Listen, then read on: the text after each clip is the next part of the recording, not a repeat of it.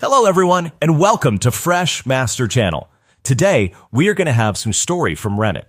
But before we start, don't forget to subscribe, like the video if you enjoyed it, and leave a comment down below. These simple clips mean a lot to the future of this channel. Hey everyone, where are you watching from? Write your city in the comments. Now let me ask you something. Have you ever dealt with a disloyal woman? Maybe a friend, a girlfriend, or even a wife?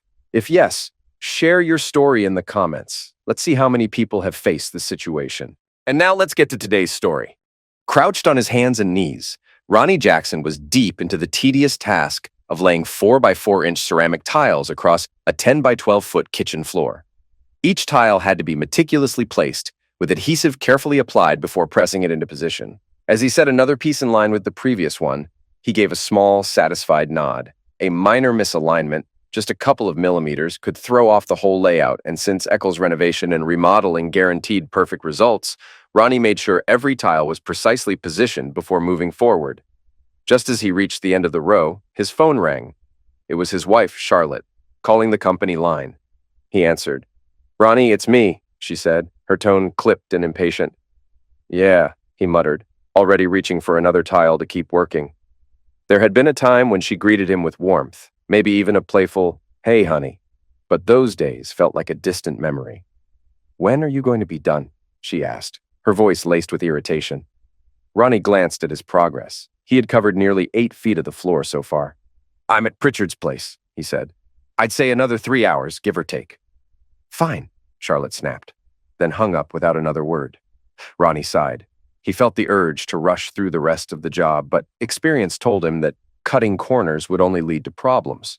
So he forced himself to stay focused, carefully placing each tile while his mind drifted elsewhere, specifically to the woman he had been married to for almost 22 years. He first met Charlotte Eccles on his second day working for her father's company. She had walked into John Eccles' office, nervously explaining why she hadn't performed well in high school. She was a chubby brunette with thick, wavy hair and a face dotted with acne. Ronnie barely spared her a glance before returning his attention to the tools he was organizing in the company shed. "That's my daughter," John Eccles growled, narrowing his eyes at Ronnie. "You hear me? My daughter?" "Yes, sir," Ronnie replied, resisting the urge to shrug. It didn't take long for Charlotte to pick up on her father's disapproval. Maybe that's why she made a habit of flashing Ronnie flirtatious smiles and greeting him every time they crossed paths. He always responded politely, but never encouraged her advances. "I warned you," John barked one afternoon. "Leave my daughter alone, got it?" "I'm not chasing after her," Ronnie said honestly. At 21, he saw 17-year-old Charlotte as nothing more than a pesky teenager. She was overweight, awkward, and constantly fidgeting. To him, she was just an annoyance. One evening, as Ronnie and another worker unloaded supplies after a long day, Charlotte approached him. "Hey, Ronnie," she purred. "Yeah," he grunted, struggling to open a bag of quick-dry cement. "I turn 18 this Saturday," she announced, leaning forward slightly. "Good for you," Ronnie said flatly. "Happy birthday." His co-worker smirked. Charlotte wasn't deterred. "So what are you getting me for my birthday?" she asked, her voice teasing. Ronnie sighed. "Close your eyes," he said. She did. "What do you see?" he asked, hoisting the cement bag into the truck. Nothing," she said hesitantly. "Exactly, that's my gift. Happy birthday," he said before walking away. But Charlotte's mother, Lois Eccles, had other plans. She insisted that Ronnie be invited to Charlotte's birthday party and made sure her husband extended the invitation. Feeling obligated, Ronnie bought a card from a local pharmacy and picked up a silver bracelet from a pawn shop for $20. Lois also managed to rope him into taking Charlotte to prom. He begrudgingly agreed, cringing when he saw her in a tight sleeveless dress. Still, he was polite. He posed for photos, danced with her, and even kissed her goodnight before taking her home. A few days later, John Eccles confronted him again. "She's heartbroken because you didn't call her," John growled. Ronnie bit back his frustration. He didn't want to get involved, but he called Charlotte anyway and asked her out. One date turned into another. By the 5th, she gave him her pureness. 5 months after they got married, Tracy Lois Jackson was born. And for the next decade, Ronnie found himself stuck with the hardest, most grueling jobs at Eccles renovation and remodeling. He was convinced that John Eccles deliberately sought out the most backbreaking projects just so he could dump them on his son-in-law. For the first 16 years of their marriage, Charlotte had been a decent wife. She made an effort to understand Ronnie's preferences, learned to cook his favorite meals, and even kept quiet during Broncos games on Sundays. She struggled with her weight, shedding pounds only to gain them back, sometimes more than before. Her acne improved slightly, but the scars never fully faded, though makeup helped. When their daughter Tracy started school, Charlotte took a job at the Garland County Public Library. The salary was meager, but the benefits, health and dental insurance, were worth it. Then, shortly after their 16th anniversary, Charlotte's cousin Darlene moved back to Dolans, Utah, dragging along yet another husband, either her third or fourth. Darlene was loud, crass, and always stirring up trouble. Her husband, Gary, wasn't any better, an obnoxious Dallas Cowboys fan, of all things. Unfortunately, Charlotte quickly adopted her cousin's abrasive attitude. She became more outspoken, more critical, and less attentive to her home life. Cooking became a rarity, house chores were neglected, and most evenings, she was out with Darlene and Gary instead of home. Ronnie didn't mind cooking for himself. He knew his way around the kitchen, and he didn't complain about washing a few dishes. But what started as an occasional break from household duties soon became the norm. Even Tracy learned to clean, cook, and sew buttons back onto her school uniform. Yet somehow she seemed to blame Ronnie for her mother's absence rather than Charlotte herself. Back in Pritchard's kitchen, Ronnie checked the time. 3 hours had passed since Charlotte's call. With the last tile laid at the threshold between the kitchen and living room, he slowly straightened up, groaning as his stiff joints protested. "Man, I'm getting too old for this," he muttered, gathering his tools and the few extra tiles left over. After finishing up at the Pritchard house, Ronnie pulled out his phone and dialed John Eccles. Even now, after all these years, the sound of John's garbled speech made Ronnie wince. The man had been larger than life before the stroke nearly took him down, and his recovery had been painfully slow. The health crisis had come on suddenly, just minutes after his wife Lois revealed she had chest cancer. Despite enduring a double mastectomy and radiation therapy, Lois had still taken on the burden of caring for her husband while fighting for her own life. John and Lois's sons, Dennis, Brian, and Paul, did their best to help where they could. Ronnie pitched in whenever necessary, and Charlotte, the only daughter, had been her mother's constant support. It was Charlotte who drove Lois to her appointments at Fairway Hospital, holding her hand through the worst of the pain. In the end, the battle was too much. Lois lost. And when she did, John Eccles seemed to lose his will to live along with her. But for whatever reason, end didn't come for him. Instead, day after day, he was wheeled into the company office on a gurney, as if sheer routine might keep him tethered to the world. Every afternoon, he sat at his desk, cursing his uncooperative left hand as he struggled to type on his keyboard. When the day ended, one of his sons would drive him home. "Yes, sir, I just wrapped up Pritchard's job. It's done," Ronnie said into the phone, listening as John grunted and wheezed in response. When Ronnie got home, the smell of dinner hit him immediately. Pork chops, mashed potatoes, and French-cut green beans. One of his favorites. He inhaled deeply, savoring it. After John's stroke, Charlotte had forced the family onto a strict heart-healthy diet, which had helped her drop 40 pounds, though she still carried more weight than she wanted. Ronnie often joked that their daughter, Tracy, had chosen to attend Brigham Young University just to escape the bland, low-sodium meals. Tracy never denied it. Ronnie leaned in to kiss Charlotte as she moved between the stove and the counter, but she waved him off, wrinkling her nose. He got the message. Stripping off his sweaty clothes, he tossed them in the hamper and headed for the shower. The hot water eased the stiffness in his aching muscles. The work had been grueling when he was 21. Now, at 43, it was wearing him down fast, but Dennis, Brian, and Paul didn't seem to care. With John's ongoing medical bills draining the company's budget, they insisted there was no money for extra help. Wiping the steam from the mirror, Ronnie barely glanced at his reflection. Still broad-shouldered, still strong, but worn down in ways that didn't show on the surface. He pulled on a t-shirt and shorts, then headed downstairs just as Charlotte set his plate in front of his usual seat. "And for dessert, there's hot apple pie," she said, sliding a frosted mug and a can of beer next to his plate. A sick feeling settled in Ronnie's gut. The last time Charlotte had served him a beer in a frosted mug, they'd been sitting at the kitchen table, relaxed. It had been her 35th birthday, a few months before their 17th anniversary. Tracy was out with friends. Ronnie had been savoring the cold drink, content, until Charlotte broke the peace. "Sweetheart, we need to talk," she had said. The words that followed were a slow, meandering build-up to something she didn't quite know how to say. Ronnie had let her ramble for a while before cutting her off with a sigh. "Charlotte, just get to the point. My beer's almost gone." She scowled at him, then took a breath. "Darlene and Gary aren't exclusive." Ronnie frowned. "And they have an open marriage." His grip on the mug tightened. "And have you ever thought about sleeping with other women?" she asked. "Of course," Ronnie admitted. "I'm a man. I notice people. That girl Shelley at the gas station, for example." Charlotte scoffed. "Shelley at the gas station? Yeah, right. Like you'd ever have a shot with her." Ronnie smirked. "That's not the point. I see, I think, and then it stops there." "But what if it didn't have to stop?" she pressed. "What if we could have fun with other people and still come home to each other? No guilt, no secrets." "I can't," Ronnie said flatly. "We're married. We made vows in front of our families, our friends."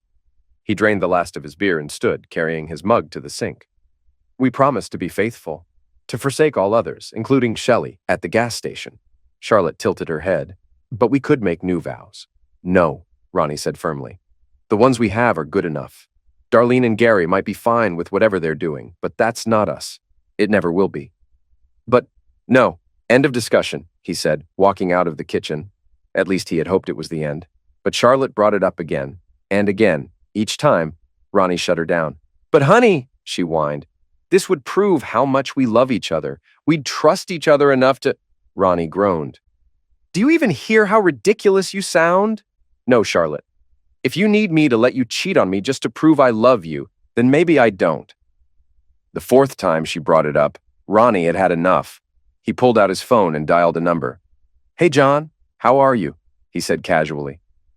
Charlotte's face went pale. She knew exactly who he was talking to. But when he followed up with, "Can I speak to Lois?" her expression turned to horror. "Here, Charlotte," he said, holding the phone out to her. "Tell your mom what Darlene's been filling your head with." Charlotte snatched the phone, bolted from her seat. But before she could escape, Ronnie caught her by the shoulder, keeping her in place. Trapped, she stammered out a pathetic, jumbled explanation before abruptly hanging up. When she turned back to Ronnie, her face burned with rage. "You son of a witch!" she hissed. Ronnie leaned in close. "Listen to me, and listen well," he said coldly. "Bring this up again, and you won't have a marriage to open. We'll be done." And just like that, it stopped. Charlotte never mentioned it again. Darlene and Gary stopped showing up as often, their influence fading. Ronnie had won. "Ask Darlene to make you some," Ronnie said, rinsing out his cup. 5 years had passed since Charlotte last brought up the idea of an open marriage, and now, as Ronnie sat at the dinner table, he watched her pour him a beer. The foam threatened to spill over.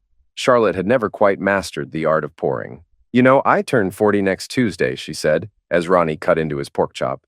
"I know," he replied, chewing. "And when we met, I was a maiden," she continued. Ronnie raised an eyebrow. "Not sure what that has to do with your birthday, but all right. You're turning 40, and you were a maiden." Charlotte let out an exaggerated sigh. "What I mean is, I've only ever been with one man. Just you." "Well, lucky you, that man was me," Ronnie said, spearing a forkful of green beans. "Did you cook these with bacon? They're pretty good." "But you," she pressed, "you had, what, 10 women before me, maybe more?" Ronnie took a sip of his beer. "Life's not always fair." Charlotte leaned forward. "So I've been thinking, I've spent my whole life taking care of you, raising Tracy, looking after my parents. And now that I'm hitting the big 4, 0, I deserve a little fun, a break." Ronnie slowed his chewing. "A break?" "Darlene and I are going to Las Vegas next week," she announced. "She found a great deal at one of the casinos." Ronnie took his time swallowing his bite. He picked up his beer, took another sip, then wiped his mouth with his napkin. "And while we're there," Charlotte continued, her voice a little too casual, "we might, go out, meet a couple of guys, just for a date, not necessarily anything serious. Just a little harmless fun so I can see what it's like to talk to someone new, so I can appreciate what I have at home even more." Ronnie tapped his fork against his plate. The sauce is almost perfect." "Ronnie, I'm serious," Charlotte snapped. "So am I," he said, still focused on his meal. This is about me, she insisted. I want to experience life, to spread my wings. You mean cheat on me? Ronnie asked. Charlotte stiffened. Listen, I've already made my decision. Either you accept it or we get a divorce. Ronnie leaned back in his chair. Okay, I'll file for divorce. He set his fork down and glanced at the dessert on the counter. Do we have any ice cream to go with this pie? Charlotte blinked. Wait, what? Divorce is expensive, Ronnie, she protested. You can't be serious. He shrugged. What's there to talk about? You just sat here and told me you made up your mind. You and your delightful cousin are heading to Vegas. You don't care about our bills, our responsibilities. You're going because it's your big four. 0. You're a married woman planning to go on dates with other men, and you're telling me I either have to be okay with it or end our marriage? Fine, we're ending it. Now about that pie. Does it come with ice cream? But it's just for a week, Charlotte argued. 1 week, 1 night, 1 hour. It doesn't matter, Ronnie said, pushing his plate away. Cheating is cheating, and I refuse to be married to a cheater, so no damn ice cream. You could take Darlene, Charlotte suggested weakly. Ronnie burst into laughter. Oh God, no, that's the worst idea you've ever had. I wouldn't touch Darlene if she were the last woman on earth.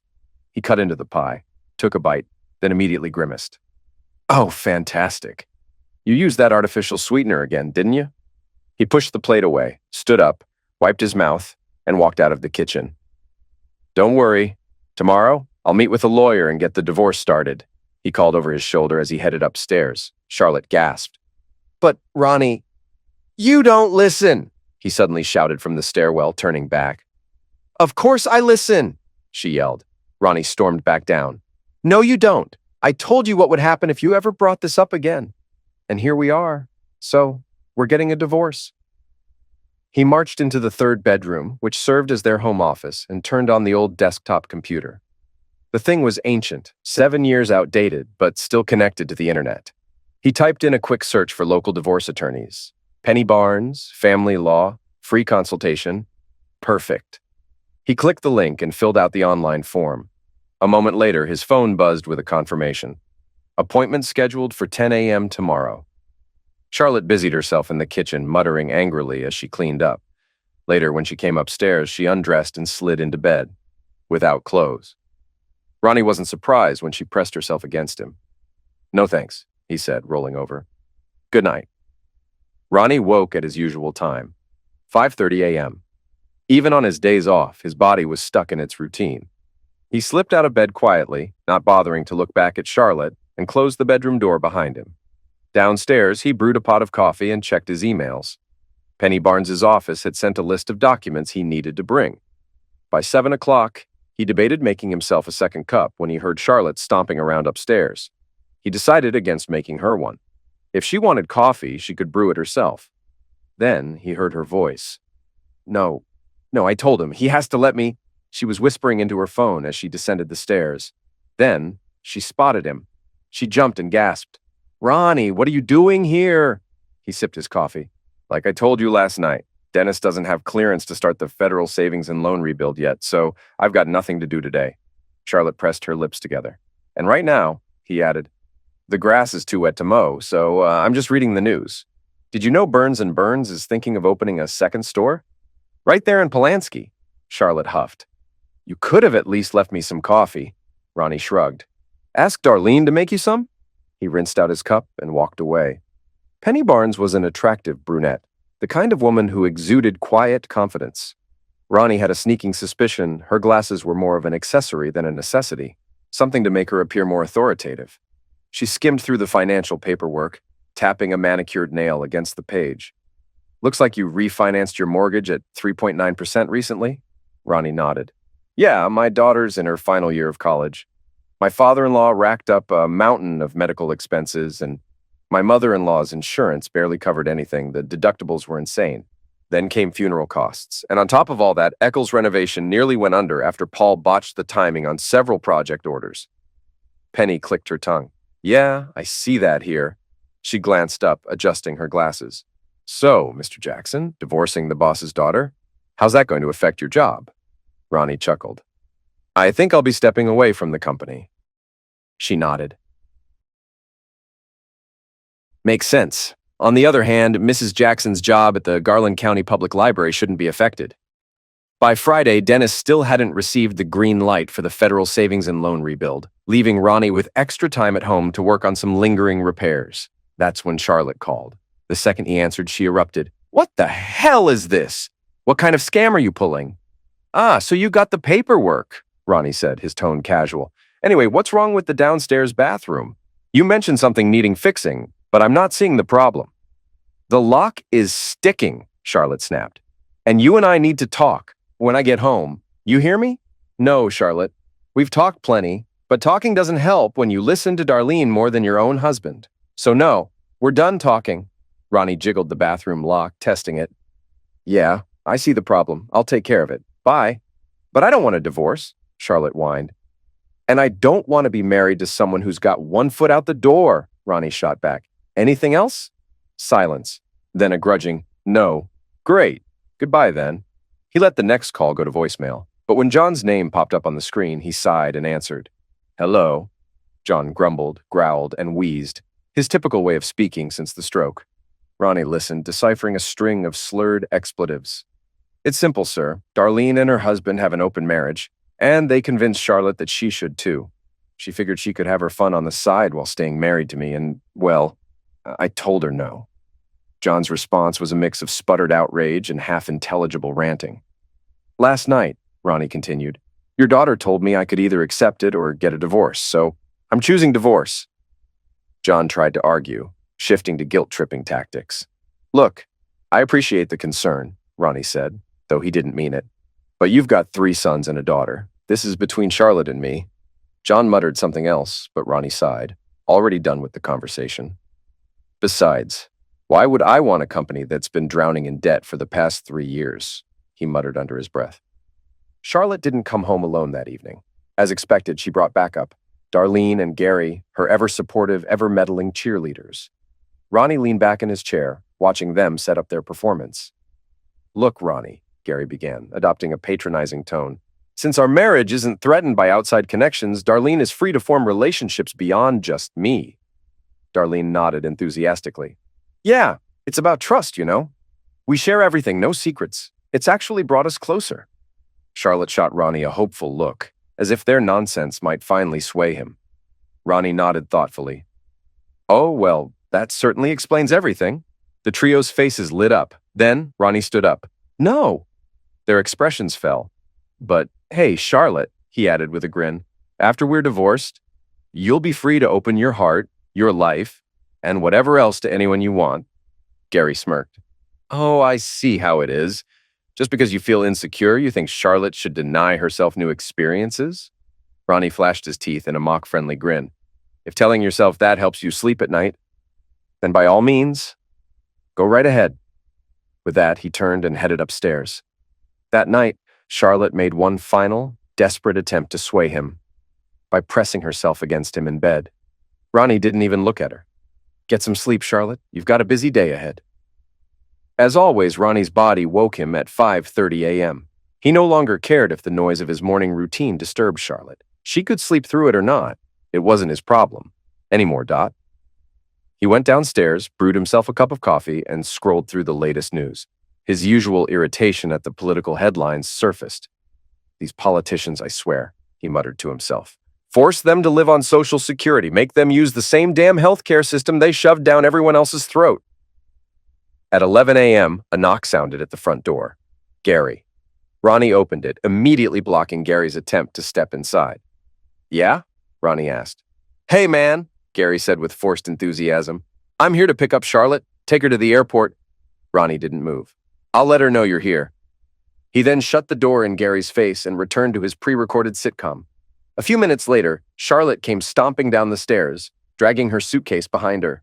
She shot Ronnie an exasperated look. "Why didn't you tell me Gary and Darlene were waiting?" "Huh?" Ronnie finally glanced at her. "Oh yeah, they're outside." Charlotte rolled her eyes. "God, really? Do you have to act like this?" She set her suitcase down and leaned toward him, expecting a kiss. Ronnie leaned away. Her lips met empty air. "We'll talk about this when I get back," she huffed. "No, we won't," he said, eyes back on the TV. "We really won't." Once Charlotte left, Ronnie enjoyed a peaceful afternoon. After a good meal, he tackled some lingering projects, finishing the last of his home improvements by repainting the front door. He went with a pale yellow, something that stood out against the red brick of the house. The fresh color brightened the entryway, making the place feel lighter. From the garage, their cat, Samson, yowled in protest. Ronnie smirked. "Relax, buddy. Soon as the door's dry, I'll let you out." For the first time in a long while, Ronnie felt like something in his life was finally being fixed. Back upstairs, Ronnie sat down at the computer and got to work severing financial ties. First, he logged into their shared accounts and canceled every joint credit card. He had no idea if Charlotte had personal cards in her own name, nor did he care. What mattered was that he wasn't about to bankroll her little Vegas escapade or her cousin's reckless spending habits. Next, he withdrew half the funds from Charlotte's personal account.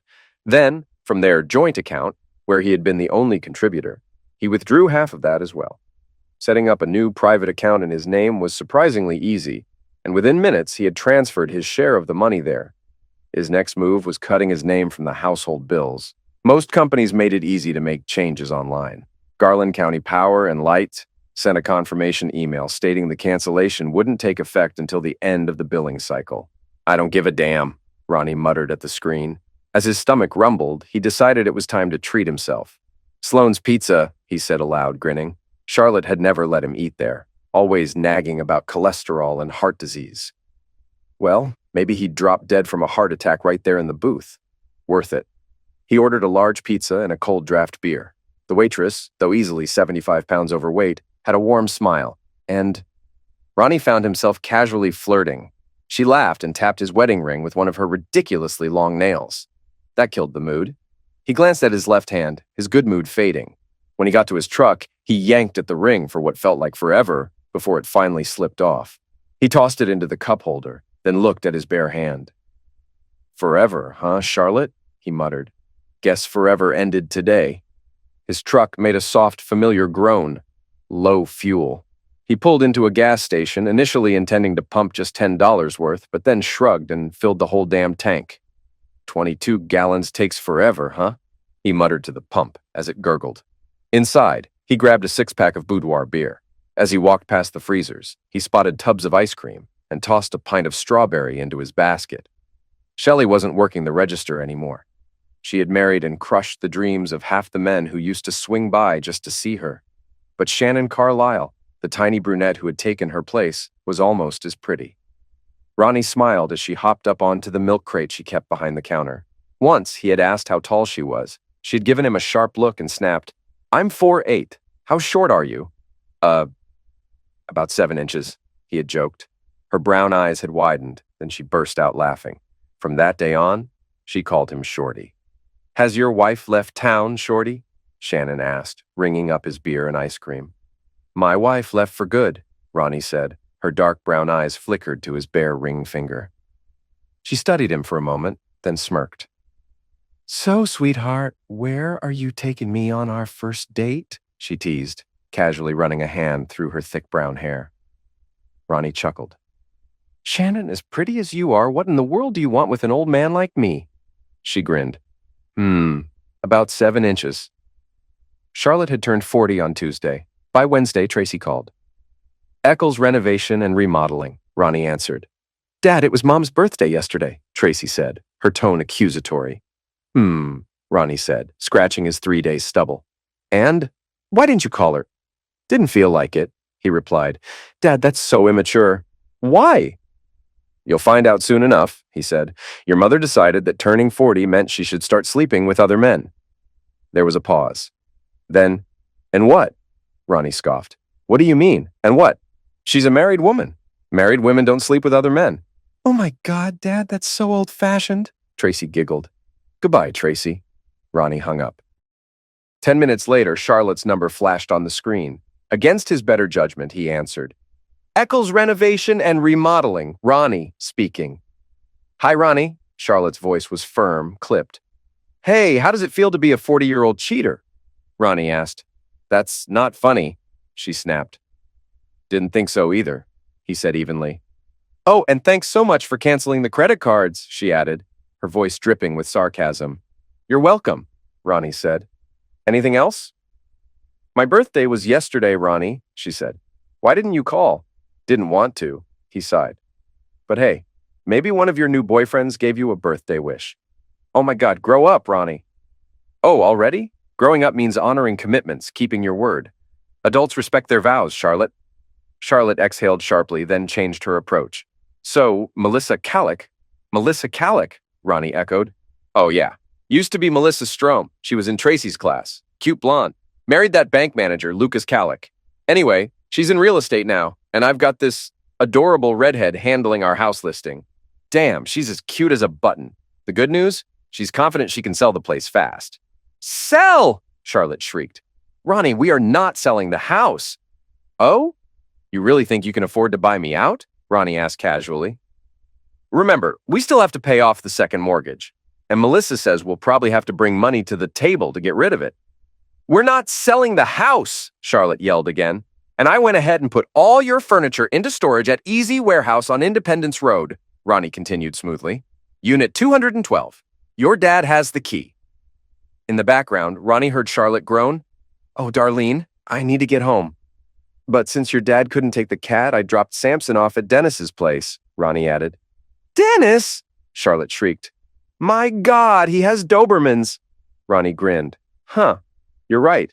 No wonder he was so eager to adopt the cat. Ronnie! Charlotte's screams pierced through the phone, but he was already done with the conversation. He hung up. And just like that, the last tie was cut. Leaving his phone on the kitchen table, Ronnie went upstairs and powered on his laptop. The phone started ringing again, but he ignored it. He muttered to himself as he navigated the internet. Maybe your mom's new boyfriend can cover your tuition, Tracy. Or, better yet, see if there's a scholarship for students with a 2.1 GPA. With that attitude, it's getting harder to justify why I should pay for it. After shutting down the computer, he headed to the bathroom, lathered his face, and shaved off 3 days' worth of stubble. It was rough going, but he managed without nicking himself. A hot shower followed, then a clean pair of jeans and a t-shirt. Downstairs, he grabbed his truck keys, stepped outside, and retrieved his laptop from behind the passenger seat. Then, with deliberate ease, he tossed his phone into the trash bin and rolled it to the curb. I'm going to miss having you around, said his neighbor, Herman Vaugard, standing on his porch across the street. Ronnie smirked. We've barely spoken.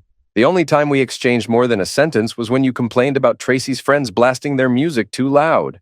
Exactly, Herman grumbled.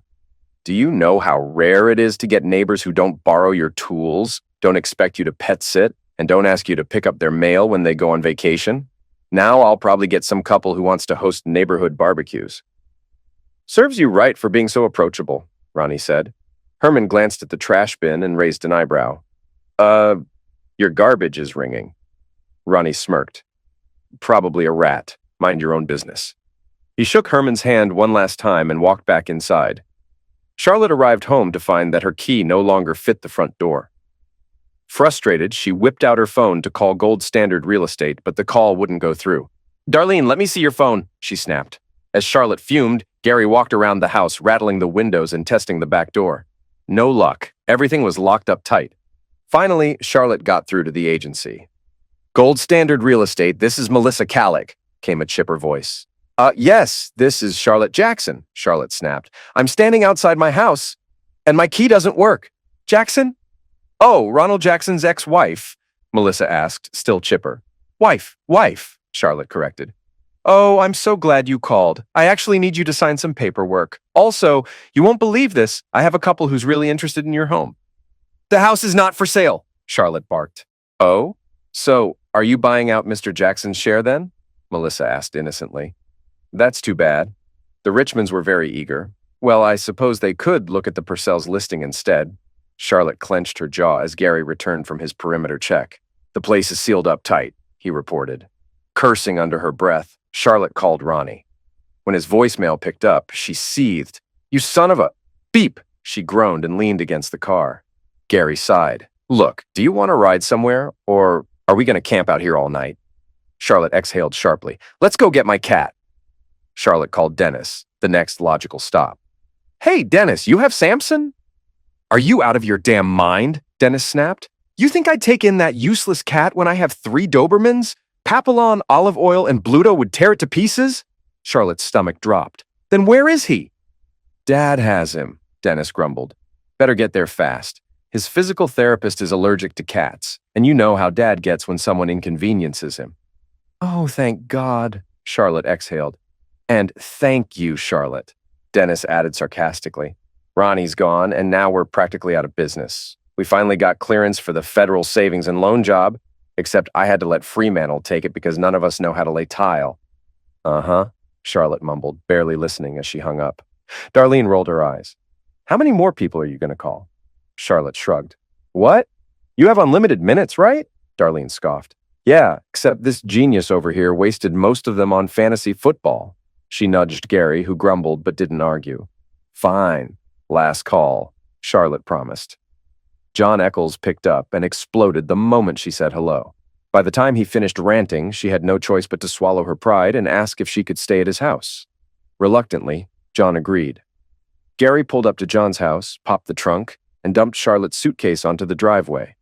Darlene and Charlotte exchanged a quick hug before Charlotte dragged her luggage toward the front door. As Darlene climbed into the front seat, Gary smirked. So, how was it? Darlene sighed, exasperated. What a nightmare. I mean, look at her. Does she really think anyone wants to sleep with her? Gary snorted. Not with you sitting next to her, that's for sure. They watched as Charlotte disappeared inside. But did you at least get any money out of her? Gary asked. Almost, Darlene muttered. If it weren't for Ronnie.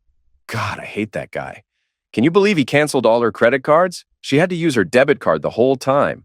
Gary shrugged. So? There are ATMs everywhere. Darlene groaned. Yeah, well, she's got about $10 left. Gary rolled his eyes. Fine, I'll stop at a gas station. Just get $10, Darlene reminded him. We still got to pay the electric bill, unless you already paid it. Gary nodded, climbed out of the car, and walked into the convenience store. Darlene sighed, resting her forehead against the window. But then, through the glass, she saw Gary stop in front of the beer cooler. Her eyes narrowed. She slammed her palm against the horn. Gary! Gary flinched and turned to glare at her through the window, before casually reaching for a can of beer anyway. When he returned to the car, he held up the single can, looking innocent. I was only going to get one. Darlene rolled her eyes. Yeah, one, until you went back for 6 more. Hey, Gary grinned. Does that tiny chick still work here? The one with the, big assets? Darlene scoffed. Shannon, her bosoms aren't even big. They just look bigger because she's so damn short.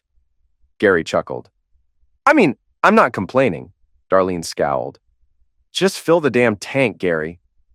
While Darlene and Gary bickered in the car, Charlotte sat on the edge of her childhood bed, phone pressed to her ear as her father unleashed his fury. Since his stroke, John Eccles had abandoned any pretense of civility.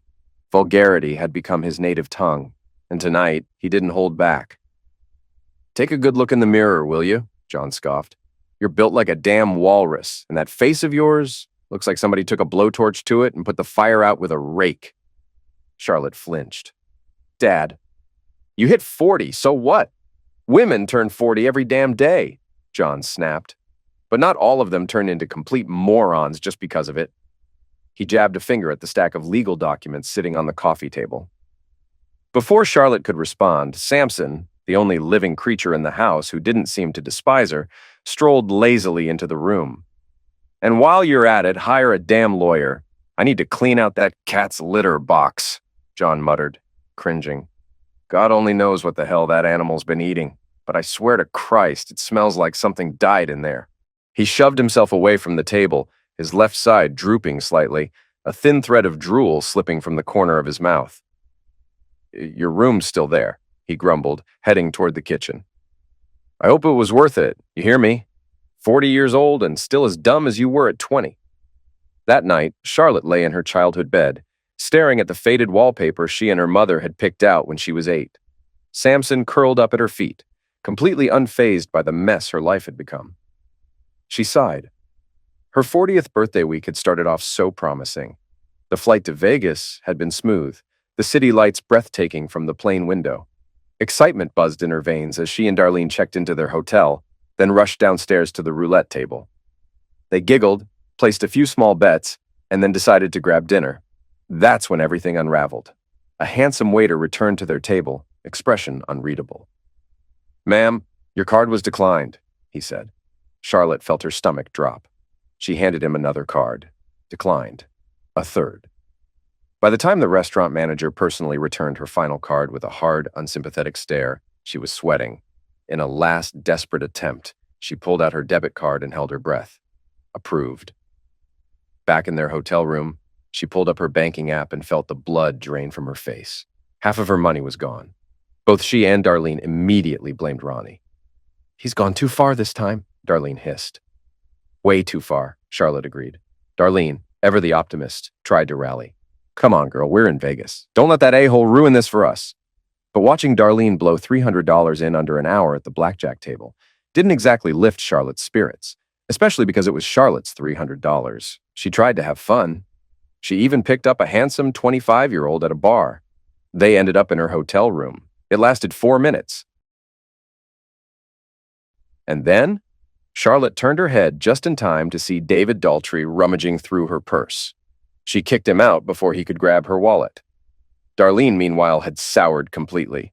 She raged about being stuck on a budget, whining that she was only allowed to spend $100 a day. Lady Luck hadn't smiled at her once. Then came Charlotte's actual birthday. Tuesday night, she tried again. Another young man, another flirtatious laugh, another glimmer of hope. Then he leaned in, smirked, and said, "Lady, if I wanted to sleep with a 300-pound woman, I'd be at home with my wife. But hey, I heard there's a blind convention 2 hotels over. Maybe you'll have better luck there, fat ass." Charlotte stood there, humiliated, as he walked away. She barely made it back to her room before the tears started. And of course, the Do Not Disturb sign was hanging from the doorknob. Darlene. Charlotte sighed and slumped into the hotel coffee shop. She sat there for 2 hours, stirring a black coffee she never drank. Finally, she texted Darlene that she was coming back. When she returned, the sign was gone. She showered, put on the hot lingerie she'd packed, and climbed into bed. And that's when it hit her. Ronnie hadn't called, not a text, not a voicemail, not even a sarcastic, "Happy birthday, 40-year-old hooker." Even Tracy had only sent a brief text. "Happy birthday, Mom." Ronnie? Nothing. Dennis, Brian, and Paul had sent her birthday wishes. But by morning, Darlene was already ranting about their tight budget.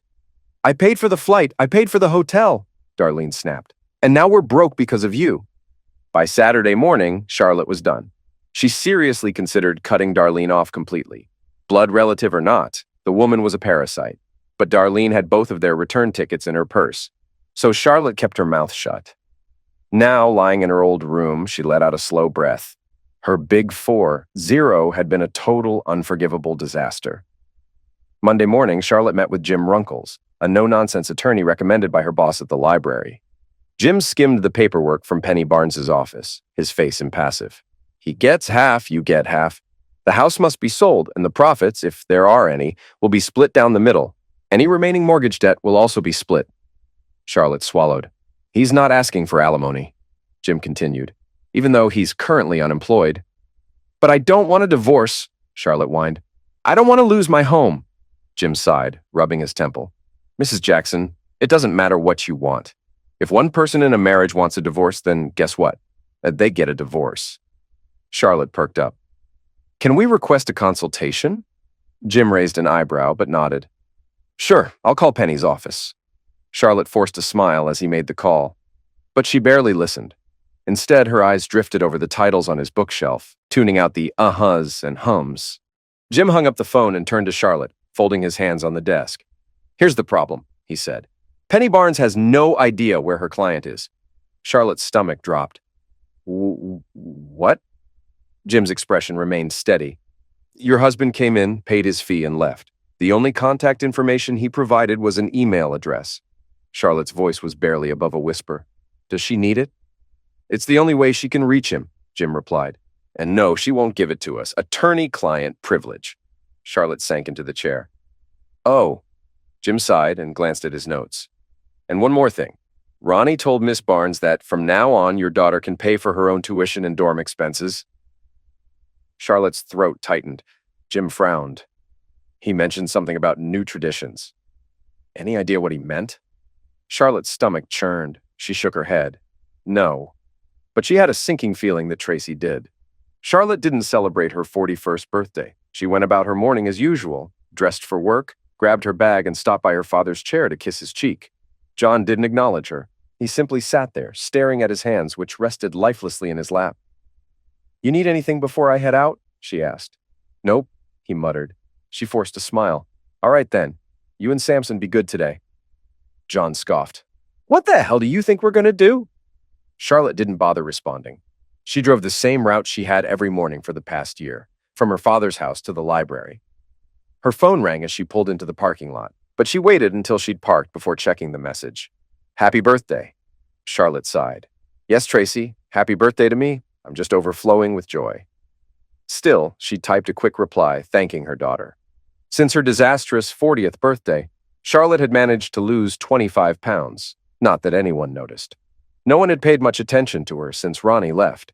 It had taken less than a week after his departure for her to realize the ugly truth about Darlene and Gary's open marriage. It wasn't some enlightened, progressive relationship. It was just two miserable people who didn't love each other. But neither could afford to live alone, so they simply coexisted in a cramped, aging trailer. No affection, no warmth, no passion. Charlotte thought back to Ronnie, the way he used to hug her from behind while she cooked, the way he'd steal kisses when she made him pork chops and mashed potatoes. She used to pull away, scrunching her nose. He smelled like sweat, like labor, like a man who worked hard. And then, when she had announced she was going to Vegas without him, he had simply stopped hugging her altogether. The last time she saw him, she had leaned in for a kiss. He had moved away. An hour after reading Tracy's text, Charlotte's phone buzzed again. "Are you running late?" She blinked at the message from her manager. Snapping out of her daze, she got out of the car and walked toward the back entrance of the cinder-block building. Meanwhile, Tracy sat on her bed, rereading her mother's birthday text. Then she glanced at a second message, one that had arrived just minutes earlier. Attached was a photo of a tiny newborn baby girl with a full head of dark brown hair. Antoinette Barbara Jackson, 6 pounds, 4 ounces, 17 inches. The text came from her father's number. Tracy stared at the screen, stunned.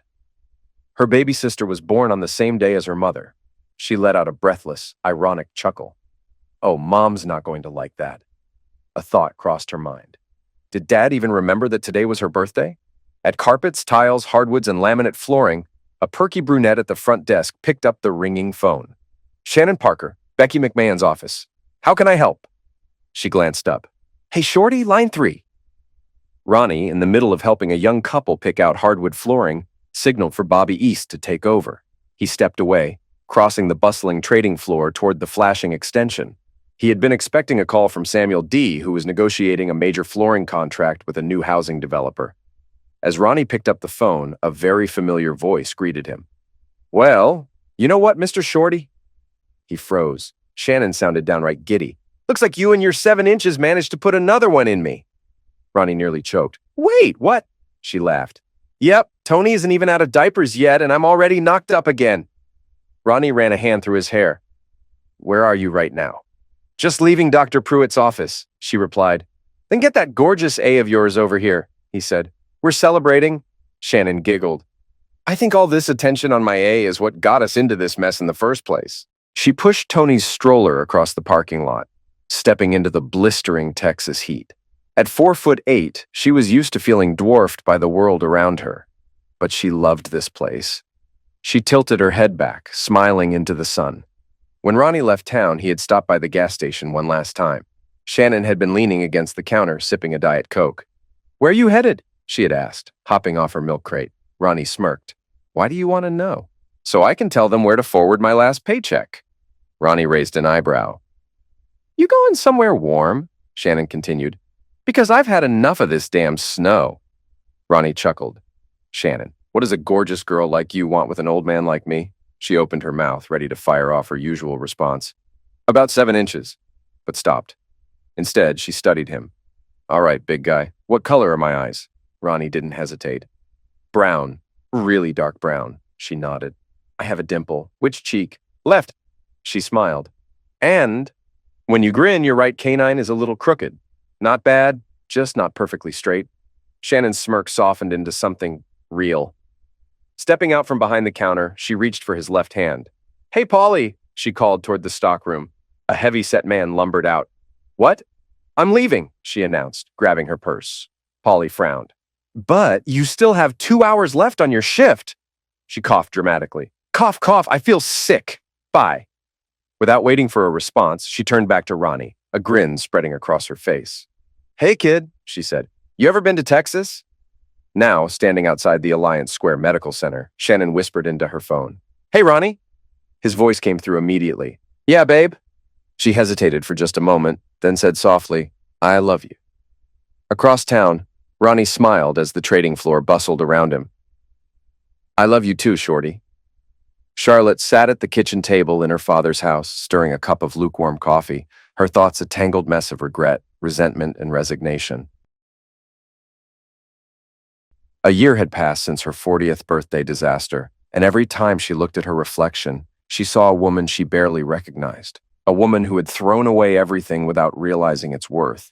Ronnie, on the other hand, had moved forward effortlessly. Word had reached her through Tracy. Her ex-husband had remarried. Shannon, the short brunette from the gas station, was now Mrs. Jackson, and they had a baby together. Another one on the way, too. The finality of it all stung more than she had expected. Tracy had come home for a weekend visit, bringing photos of her baby sister, Antoinette.